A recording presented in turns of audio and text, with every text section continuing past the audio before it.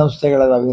ವಿಶ್ವ ಹಿಂದೂ ಪರಿಷತ್ ಇರ್ಬೋದು, ಮತ್ತು ರಾಷ್ಟ್ರೋತ್ಥಾನ ಪರಿಷತ್ ಇರ್ಬೋದು, ಇನ್ನೂ ಅನೇಕ ವನವಾಸಿ ಕಲ್ಯಾಣ ಆಶ್ರಮ ಇರ್ಬೋದು, ಸಹಕಾರ ಭಾರತಿ, ಆಮೇಲೆ ಕಾರ್ಮಿಕ ಇಲಾಖೆಯ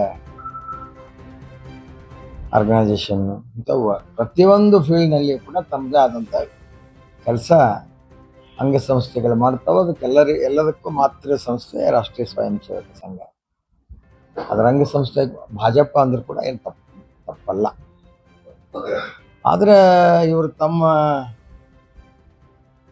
ಹುಳುಕನ್ನು ಮುಚ್ಕೊಳ್ಳೋ ಸಲುವಾಗಿ, ತಮ್ಮಲ್ಲಿರೋ ಗೊಂದಲಗಳನ್ನು ಮುಚ್ಕೊಳ್ಳೋ ಸಲುವಾಗಿ,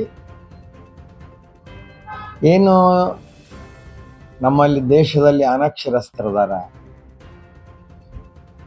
ಆ ಜನರಿಗೆ ಒಂದು ತಪ್ಪು ಸಂದೇಶ ಹೋಗ್ಲಿ ಅಂತ ಇವ್ರು ಪ್ರಯತ್ನ ಮಾಡ್ತಾರೆ. ಓಟ್ ಚೋರಿ ಆಗಕತ್ತಾವು. ಓಟ್ ಚೋರಿ ಎಲ್ಲರ ಆಗ್ತಾವ. 60 ವರ್ಷ ದೇಶ ಆಳ್ಯಾರವ್ರು. ಓಟ್ ಚೋರಿ ಮಾಡೇ ದೇಶ ಆಳಿದ್ರೆ ಆ ಇಶ್ಯೂ ಫ್ಲಾಪ್ ಆಯ್ತು. ರಾಹುಲ್ ಗಾಂಧಿ ಏನೇನು ಹೇಳ್ಕೊತ ಬಂದಾನ ಎಲ್ಲ ವಿಷಯಗಳು ಫ್ಲಾಪ್ ಆಯ್ತು. ಮೊನ್ನೆ ವಿದೇಶದಲ್ಲಿ ಹೋಗಿ ಒಂದೇನೋ ಹೇಳಿದ್ದ, ನೋಡಿದ್ರಿ ನೀವು, ನಿಮ್ಮ ಪತ್ರಿಕೆ ಒಳಗೆ ಬಂದಿತ್ತು.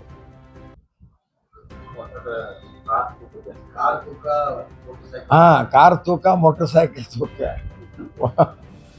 ಅದನ್ನೆಲ್ಲರೂ ಬಹಳ ಹಾಸ್ಯಾಸ್ಪದವಾಗಿ ಇವನ ವ್ಯಕ್ತಿತ್ವ ಹೆಂಗದ ಅನ್ನೋದನ್ನ ನೋಡ್ಬಿಟ್ಟಾರ ಜನ. ಒಂದ್ ಕಡೆ ಹಾಲು ಹಾಕಿದ್ರ ಬಂಗಾರ ಬರ್ತದ ಅಂತ ಹೇಳಿದ್ದ. ಅಂದ್ರೆ ಜವಾಬ್ದಾರಿ ಇಲ್ಲದ ವ್ಯಕ್ತಿ ಏನೇನೋ ಮಾತಾಡ್ಕೊಂತ ಆ ವಿರೋಧ ಪಕ್ಷದ ನಾಯಕನ ಸ್ಥಾನಕ್ಕೂ ಅವಮರ್ಯಾದೆ ಮಾಡ್ತಾನ ಆ ಮನುಷ್ಯ. ಕಾಂಗ್ರೆಸ್ ಪಕ್ಷಕ್ಕೂ ಒಂದು ರೀತಿ ಅವಮಾನ ಇಂಥವ್ರು ಇರೋದ್ರಿಂದ ಅದೇ ಪರಂಪರೆಯಲ್ಲಿ ಅವರೆಲ್ಲ ಬಂದಾರ. ಇವರೆಲ್ಲ ಅದನ್ನು ಅವನ್ನ ಮೆಚ್ಚೋ ಸಲುವಾಗಿ ಯಾರನ್ನ ಈಗ ಮಂತ್ರಿಮಂಡಳ ರೀಸಫಲ್ಲು, ಯಾರನ್ನ ಬಿಡ್ತಾರೋ, ಯಾರನ್ನ ಇಟ್ಕೊತಾರೋ, ನಾವು ಅವ್ರಿಗೆ ಹೈಕಮಾಂಡಿಗೆ ಅಷ್ಟು ಹತ್ತಿರಕ್ಕೆ ಆಗಬೇಕು, ಇಂಥ ಇಶ್ಯೂಗಳ ಮುಖಾಂತರ ನಾವು ಹೆಚ್ಚು ಪಾಪ್ಯುಲಾರಿಟಿ ಗಳಿಸ್ಬೇಕು ಅನ್ನುವಂಥದ್ದಕ್ಕೆ ಪೈಪೋಟಿ ನಡೆದುತ್ತಲ್ಲ. ಆ ಪೈಪೋಟಿಯ ಒಂದು ಭಾಗನೇ ಈ ಹೇಳಿಕೆ. ಇದು ಮುಗಿತಿಲ್ಲ, ಮತ್ತೊಂದು ಇಲೆಕ್ಷನ್ನದೊಳಗೆ ಸಂವಿಧಾನ ಮುಖ ಹಿಡ್ಕೊಂಡು ಅಡ್ಡಿದೆ. ಅದರಿಂದ ಏನಾಗಲಿಲ್ಲ, ಹೋಗಿ ಆ ಸಂವಿಧಾನ ಓದಾಕರ ಬರ್ತತೋ ಇಲ್ಲೋ, ಅದರೊಳಗೆ ಏನೈತೆ ಅನ್ನೋದು ತಿಳ್ಕೊಂಡಿಲ್ಲ ಮನುಷ್ಯ. ಮತ್ತು ಇಂಥದ್ದೊಂದು ಏನಾರು ಅಭಿಷೇಕ ಅಡ್ಡಾಡೋದು. ಅಂದರೆ ಏನು ಅಂತ ಆ ವಿಷಯಕ್ಕೆ ನಾವು ಹೆಚ್ಚು ಮಹತ್ವವನ್ನು ಕೊಡೋದಿಲ್ಲ. ಖರ್ಗೆ ಅವರಿಗೆ ಅಷ್ಟೇ, ಅವ್ರ ತಂದೆಯವರಿಗೆ ಆಗಿಲ್ಲ. ಅನೇಕ ವರ್ಷಗಳಿಂದ ಅವರು ಅಧಿಕಾರದಲ್ಲಿ ಅದಾರ. ಮುಖ್ಯಮಂತ್ರಿ ಹುದ್ದೆಯನ್ನು ಒಂದು ಬಿಟ್ಟರೆ ಉಳಿದ ಎಲ್ಲ ಹುದ್ದೆಗಳನ್ನು ಅಲಂಕರಿಸಿದ್ದಾರೆ.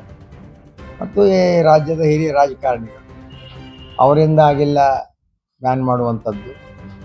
ಅನೇಕ ವರ್ಷಗಳ ಕಾಲ ಕಾಂಗ್ರೆಸ್ಸನ್ನು ಆಡಳಿತ ಮಾಡಿದ ಈ ರಾಜ್ಯದಲ್ಲಿ ಕೂಡ ಆವಾಗ ಆಗಿಲ್ಲ.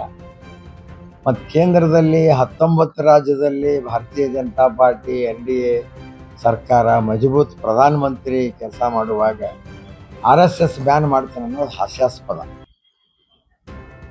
ಪಂಡಿತ್ ನೆಹರು ಕೂಡ ಪ್ರಶಂಸೆ ಮಾಡಿದ್ದು ನಿಮಗೆ ಗೊತ್ತದ. ಸರ್ದಾರ್ ಪಟೇಲ್ರು, ಮಹಾತ್ಮ ಗಾಂಧಿ ಕೂಡ ಪ್ರಶಂಸೆ ಮಾಡಿದ್ದು ನಿಮಗೆ ಗೊತ್ತದ. ಅಲ್ಲಿ ಸ್ವಯಂ ಸೇವಕರ ಕಾರ್ಯಶೈಲಿ, ಎಲ್ಲೇ ಒಂದು ದುರ್ಘಟನೆ ಆಗಲಿ ಮೊದಲು ಹೋಗಿ ಅವರು ಅಲ್ಲಿ ಸೇವಾ ಕೆಲಸ ಮಾಡ್ತಿರ್ತಾರೆ. ದೇಶಭಕ್ತಿ, ಅದನ್ನು ಬಿಟ್ಟರೆ ಏನದ, ಬೇರೆ ಏನದ? ನಮ್ಮ ಬಾಯಿ ಚಟಕ್ಕೆ ಅವ್ರು ಏನೇನೋ ಮಾತಾಡ್ತಾರೆ, ಇದೆಲ್ಲ ಸುಳ್ಳು. ಅದನ್ನು ಬ್ಯಾನ್ ಮಾಡೋಣ, ಅವರಿಗೆ ಮಾತಾಡಬಾರ್ದು. ಶಕ್ತಿ ಇದ್ದರೆ ಮಾಡಿ ತೋರಿಸ್ಬೇಕು. ನೀನು ಹೇಳಿದಾಗ ಮುಜುಗುರ ಆತಂತ ನೀವೇ ಬರ್ದಿರಿ. ಕಾಂಗ್ರೆಸ್ಸಿನ ಮಂತ್ರಿಗಳ ಕಂಪೌಂಡ್ನಾಗ ನಡೀತೈತಿ ಆ ಕಾರ್ಯಕ್ರಮ. ಇವ ಸಾರ್ವಜನಿಕ ಇದರೊಳಗೆ ಬ್ಯಾನ್ ಮಾಡ್ರಿ ಅಂತಂದ್ರೆ ಕಾಂಗ್ರೆಸ್ ಮಂತ್ರಿ ಹೇಳ್ಬೇಕಲ್ಲ.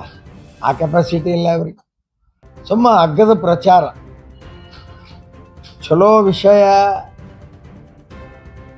ಹೆಚ್ಚು ಪ್ರಚಾರ ಆಗೋದಿಲ್ಲ ನಮ್ಮ ದೇಶದೊಳಗೆ. ಇಂಥವು ಕಾಂಟ್ರವರ್ಷಿಯಲ್ ಏನು ಸ್ಟೇಟ್ಮೆಂಟ್ಗಳಿರ್ತಾವೆ ಭಾಳ ದೊಡ್ಡ ಪ್ರಚಾರ ಆಗ್ತಾವೆ. ಪ್ರಿಂಟ್ ಮೀಡಿಯಾದಾಗ ಸ್ವಲ್ಪ ಕಡಿಮೆ, ಆದರೆ ಈ ಎಲೆಕ್ಟ್ರಾನಿಕ್ಸ್ ಮೀಡಿಯಾದೊಳಗೆ ಅವಕ್ಕೆ ಭಾಳ ಮಹತ್ವ ಕೊಡ್ತಾರೆ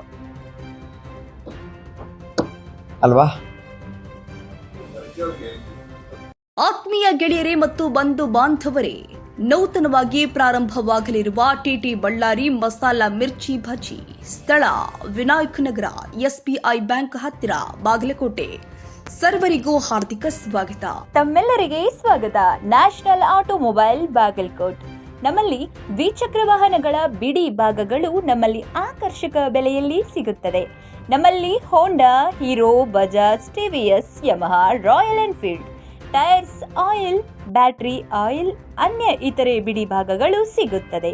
ವಿಳಾಸ railway station road near Lakshmi temple, Bagalkot.